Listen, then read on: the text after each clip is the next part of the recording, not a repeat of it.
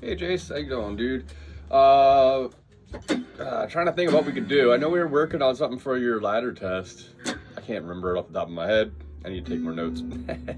I do it every week, every other week it seems like, and then when a week when I don't do it, you all are missing the next week, and then I can't remember what we did. But I'm pretty sure we were working on a piece for your, and I think we were doing the.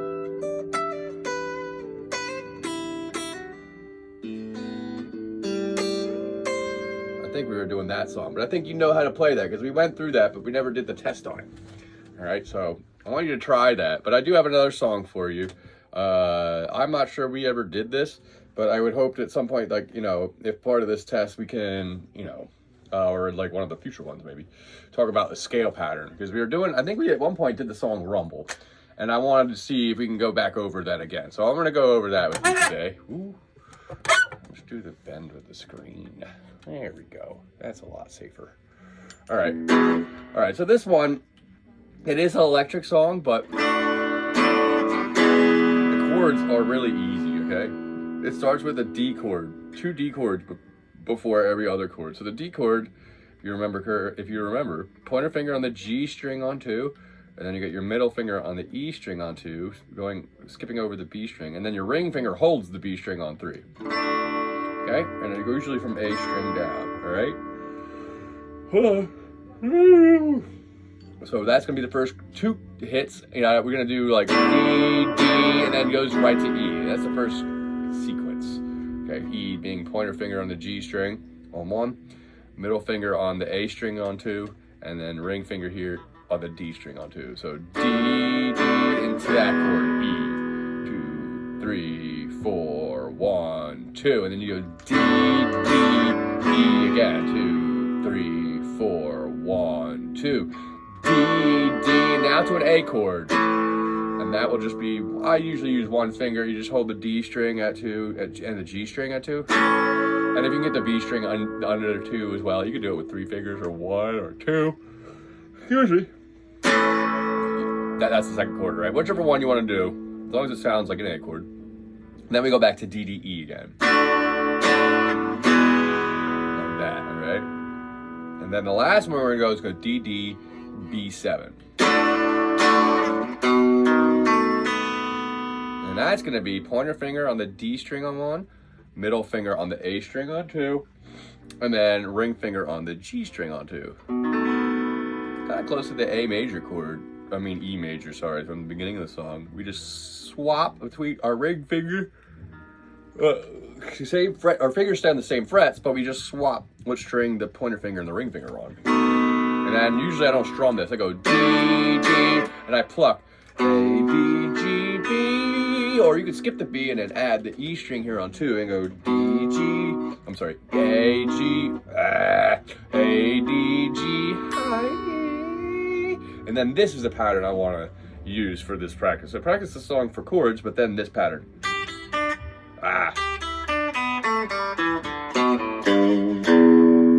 Okay, and then it starts over. All right, but that lick goes 3-0 on the high E string. Oh, have mercy. Excuse me. 3-0 on the B string, 2-0 on the G, D, and B, E, A string there, and then 3-0 on the last one. So the first 2 are 3-0, the next 3 are 2-0, and then the last one is a 3-0, okay? So it should go something like this. 2,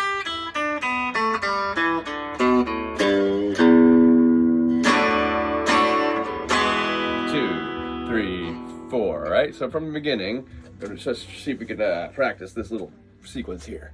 D, D, E, 2. Sorry, we gotta start on 3. So when we count this off, we're gonna go 1, 2, D, D, 1, 2, 3, 4, 1, 2, D, D, E, 2, 3, 4, 1, 2. Now to A. D, D, A. Excuse me. I'm so sleepy.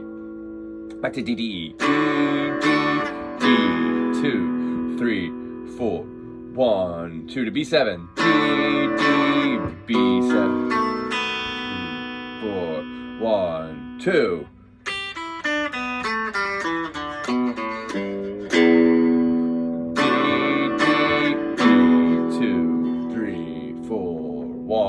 2. D, D, E, 2, 3, 4. 1, 2. D, D, A. A, 2, 3, 4. 1, 2. D, D, E, 2, 3, 4. 1, 2. B7. B. Oh, you've got to be kidding me. I just replaced these strings last week, man. Hold on a second. This is amazing.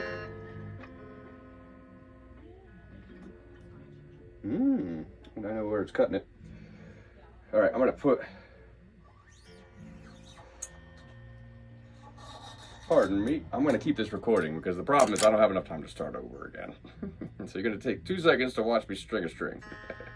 It's okay. Crazy thing is I just put these on this past Saturday. And I just ordered a bunch of new strings. Crazy, right? You may have been here when I broke my string last time. Possible. I break a lot of strings. All right, so that pattern, I wanted you to keep practicing that scale pattern at the end, okay? I'm gonna show you a couple other places to do it.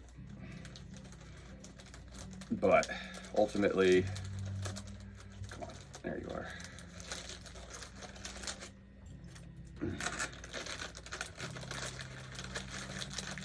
Can't believe that. Cray cray. All right, so I want you to practice that pattern, that scale pattern, right? And what I'll show you next is how to interpret it from a G perspective, okay? Because every single scale pattern kind of has 2 scales hidden in it, all right? 2 important ones that we need to know. There's more than that, but at the end of the day, the most important ones are your major and minor, okay? Oopsie, I forgot, I gotta sand that. All right, so the same pattern, that pattern I showed you when it goes 3, 0, 3, 0 on the E and B string, and then the next 3 strings down towards the A, to the A actually, are going to be 2, 0, and the last are 3, okay? So now if you take that pattern and you take it from the perspective as 3, instead of, because E is the key of the song, right? So the E note we play at the beginning on that high E string, and then the low E string is the root of the song. The song is in E, okay? But if we had a song that was in G, we could still use the very same pattern, okay? The very same pattern counts as a G scale. If you treat the 3rd fret of the high E, the open G, and the 3rd fret of the low E, which is also a G, as your new root, okay? So what that means pretty much is that we want to just have a new root note for the same sequence of notes, okay? Each scale has 2 roots you could use like that, depending on the chord, okay? I'm pretty sure we've done a bunch of songs that go from C to A minor, and that is one of those sequences that share, okay? So C and A are the C major scale hosts or has the A minor scale hidden in it. And the G major scale has the E minor hidden in it. Now we're playing over the E minor, but the relative G should still be there, all right? So let me see here. I got a string on and see if we can demonstrate this real quick.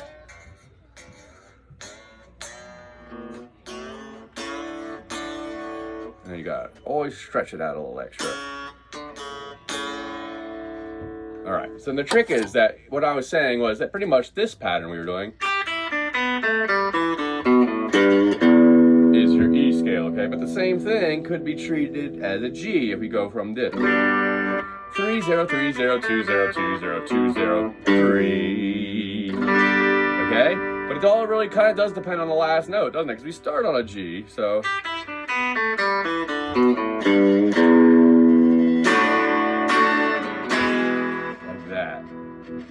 Ooh. Okay, so now the idea is that I want you to practice this pattern from 2 root notes. Technically, the lick starts from the 3rd on 3rd fret of the E string, high E, and then it ends all the way down here at the low E on the E, okay? So technically what I want you to practice is practice that, but practice one time where you just don't go to the end, all right? So the one way to practice this is gonna be like this. Play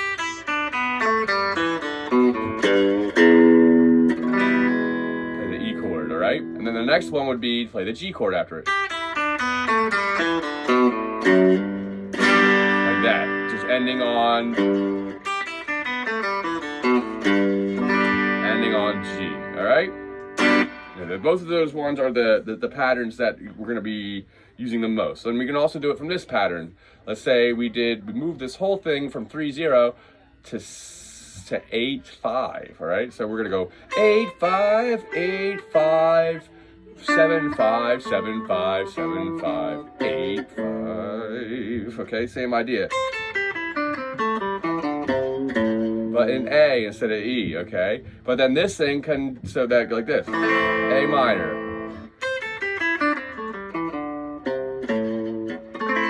All right, but we can also cut this as C, because remember I said C is relative to the A minor. So let's say we just, instead of going all the way down to 5, we're gonna end on 8 here on the low E string.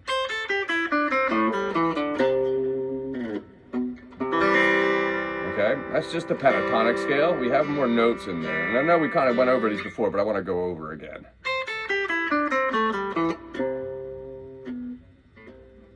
Okay, and then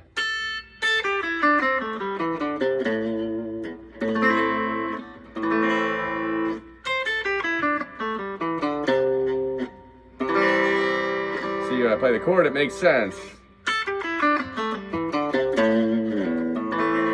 It's all about kind of what the root note is in this case, okay? Because they're both the same pattern, all right? All right, so give that a shot. I want to refresh the scales, and I hope we can go a little bit further than that so you can understand, like, it's really, really useful once you know these, if you can get into the key of the song, and you can have a good idea where to go. If you don't know what note they're hitting, it needs to be in the pattern. And if it isn't, it's pretty close to one that is, okay? Pretty much any note that isn't in the pattern is only a half step away from one that is, always. You're always half step away from a right note if you're on a wrong note, all right? Although I wouldn't technically call them wrong. They're just different. All right, bud, give that a shot. I'll see you next week, all right? Later.